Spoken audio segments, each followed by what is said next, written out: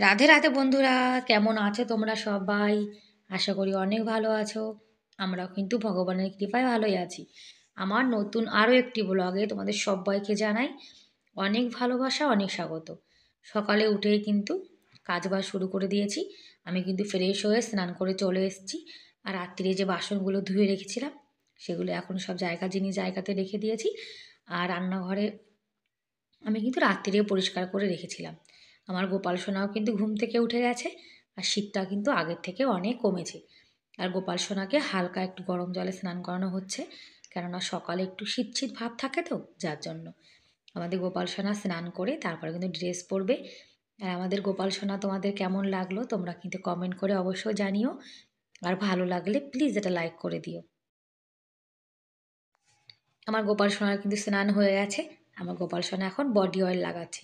আমরা যেমন body oil লাগাই, আমার গোপাল সোনাও কিন্তু বডি অয়েল লাগায়। আর গোপাল সোনা এখন একটি ক্রিম লাগাচ্ছে।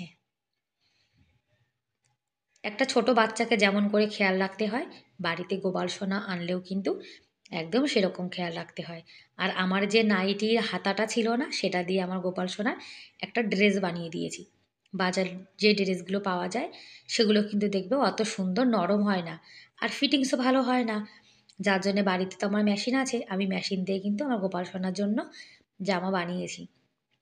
আর আমার গোপাল সোনা দেখো আমার নাইটির সঙ্গে ম্যাচিং করে জামা পরেছে। আর এরকম জামা কিন্তু বাড়িতে বানিয়ে নিলে অনেকটা খরচাও কিন্তু বেঁচে যায়। গোপাল সোনা একটা ইত্তার লাগিয়ে দিয়েছি। ইত্তারের খুশবু গোপাল সোনার ভীষণ পছন্দ। আগের দিন বাজার থেকে যে ইত্তারটা এনেছিলাম সেটাই গোপাল সোনাকে লাগিয়ে দিলাম। আগেও কিন্তু একটা ইত্তার আছে। আমার গোপাল সোনা সাজুগুজু করে এখন আয়না দেখছে। আর আমার গোপাল সোনা দেখছে যে আমার গোপাল সোনা সাজুগুজু করার পরে কেমন লাগছে। আমরা যেমন সাজুগুজু করার পরে আয়না দেখি, তা গোপাল সোনা কেন দেখবে না? আর আমার গোপাল সোনা কিন্তু দেখো হাসি হাসি মুখ বসে রয়েছে। আর গোপাল সোনাকে একটু পরে সেবা দেওয়া হবে। বড় গোপাল কিন্তু খেয়ে দিয়ে রেডি হয়ে এই যে স্কুলে যাচ্ছে। এ কিন্তু স্কুলে যাচ্ছে আজকে হোলি খেলার জন্য। ওদের স্কুল থেকে বলেছে রং খেলার জন্য সবাই কিন্তু অন্য ড্রেস পরে চলে আসবে। যার জন্য আমার সোনা এখন স্কুলে যাচ্ছে রং খেলার জন্য। কত আনন্দ করে বাড়ি থেকে আবার সঙ্গে করে রঙও নিয়ে গেছে। ঝাড় দিয়েছিলাম রাস্তায়, আবার দেখো নিম পাতা পড়ে কিন্তু ভরে গেছে। আর এই যে গাছে হলুদ পাতাগুলো দেখছো, এগুলো ঝরে ঝরে আবার পড়বে। সকালে আলু মটরের সবজি করেছি, আর ভাত করেছি, আবার রুটিও কিন্তু করেছি। গোপাল সোনা এখন এই যে সকালে আলু মটরের সবজি দিয়ে এখন অন্ন সেবা করবে। আটাও মাখানো রয়েছে।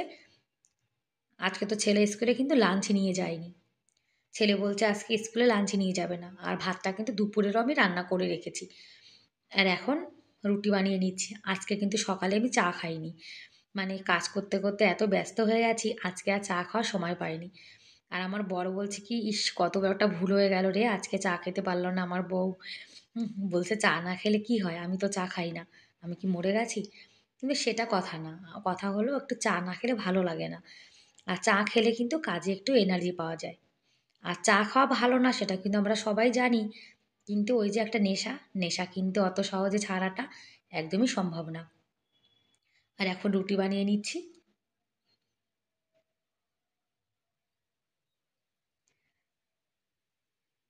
আর রুটি যখন ফোলে তখন না আমার ভীষণ ভালো লাগে। আর রুটি না ফুললে আমার একদম ভালো লাগে না। এখন কিন্তু শীতও নেই, গরমও নেই, যার জন্য কিন্তু আমি আজকে শাড়ি পরেছি। তা ভাবছি যে কদিন গরম না পড়বে সে কদিন একটু শাড়ি পরার চেষ্টা করব। আর শাড়ি পরে না আমি একদম কাজ করতে পারি না। রুটি বানিয়ে রেখেছি, আমার বর আবার মানে গুঁড়োটা ঝারিয়ে ঘি লাগাচ্ছে। আর বন্ধুরা, আজকের ভিডিওটি কেমন লাগলো কমেন্ট করে কিন্তু অবশ্যই জানিও।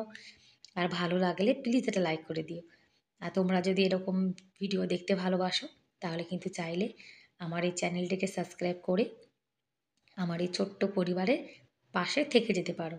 আর এই কাজটি যারা অলরেডি করে দিয়েছো তাদেরকে অসংখ্য ধন্যবাদ। মগে লস্যি ঢেলে নিচ্ছি।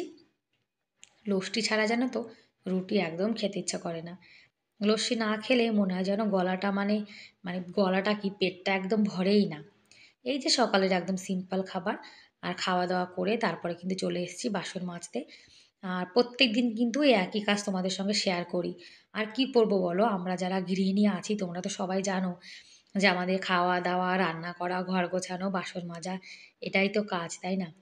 এর বাইরে আর কি দেখাবো বলো? আর রুটি বানানোর পরে কিন্তু গ্যাস ওভেনটা একদম নোংরা হয়ে যায়। যার জন্য গ্যাস ওভেনটাও কিন্তু সবসময় পরিষ্কার রাখতে হয়। আর রান্নাঘরটা যদি পরিষ্কার থাকে তাহলে দেখবে নিজের মনটাও যেমন ভালো লাগে, সেরকম রান্নাঘরে এসে রান্নাও কিন্তু করতে ইচ্ছা করে। আমি কিন্তু যখনই রান্না করি, রান্না করার পরে কিন্তু মানে রান্না শেষ হওয়ার পরে পুরো রান্নাঘরটা গুছিয়ে রেখে দিই। আর প্রত্যেকদিন যদি হালকা হাতে আমরা রান্নাঘরটা একটু পরিষ্কার করে রাখি, তাহলে দেখবে আমাদের রান্নাঘর কিন্তু সবসময় একদম চকচকে টিপটপ যাকে বলে, সেরকম থাকবে। আর বিশেষ করে যাদের রান্নাঘরে কিচেন চিমনি নেই, তারা তো জানো যে রান্নাঘরটা কতটা অয়েলি, অয়েলি হয়ে যায়, যার জন্য একটু পরিষ্কার করে রাখতে হয়। আর বন্ধুরা, আমার ভিডিওতে কিন্তু আমি আমার এই ছোট্ট কিচেন ট্যুর শেয়ার করেছি। তোমরা চাইলে কিন্তু সেই ভিডিওটা দেখে নিতে পারো।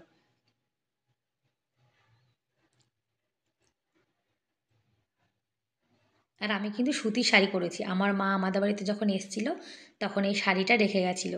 তাই ভাবলাম যে শাড়িটা পরি। আর বেড কভারটা চেঞ্জ করে নিচ্ছি। আজকে এই বেড কভারটা চেঞ্জ করব, কালকে আরেকটা বেডের কভার চেঞ্জ করব। একদিন দুটো বেড কভার চেঞ্জ করলে কিন্তু ধুতেও কষ্ট হয়ে যায়, জানো তো?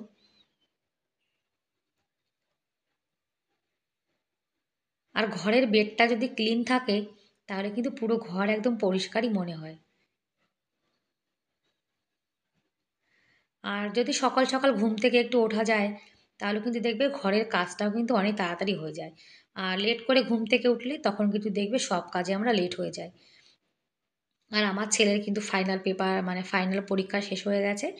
আর এখন কদিন স্কুল ছুটি আছে। তারপরে আবার নতুন ক্লাসে অ্যাডমিশন করানো হবে। আর প্রাইভেট স্কুলে জানো তো অনেক পয়সা লাগে। মানে প্রত্যেক বছর, বছর যখন নতুন, নতুন ক্লাসে ওঠে, তখন অ্যানুয়াল চার্জ লাগে, তারপরে বই কিনতে হয়। মানে কি বলবো বলো? প্রাইভেট স্কুল মানেই হলো খরচা। আর আমাদের রাজস্থানে কিন্তু প্রাইভেট স্কুলে লোকে যায় বেশি। আর আমার গোপাল সোনা এই যে খেলা করছে খেলনা নিয়ে, গোপাল সোনা তো সেবা হয়ে গেছে। আর ঘরটা কিন্তু আমি সকালে একবার ঝাড় দিয়েছিলাম। এখন আবার একবার দিচ্ছি। কেননা বেড কভারটা তো চেঞ্জ করেছি। আর বেড কভারটা চেঞ্জ করার পরে যখন বেডের এই তোশকটা পরিষ্কার করেছি, তখন কিন্তু অনেকটা ধুলো বেরিয়েছে। যার জন্যে ঘরটা আবার একবার ঝাড় দিয়ে এখন ঘরটা মুছে নেব। আর এখন যদি ঘরটা ঝাড় না দিতাম, তাহলে কিন্তু ঘরটা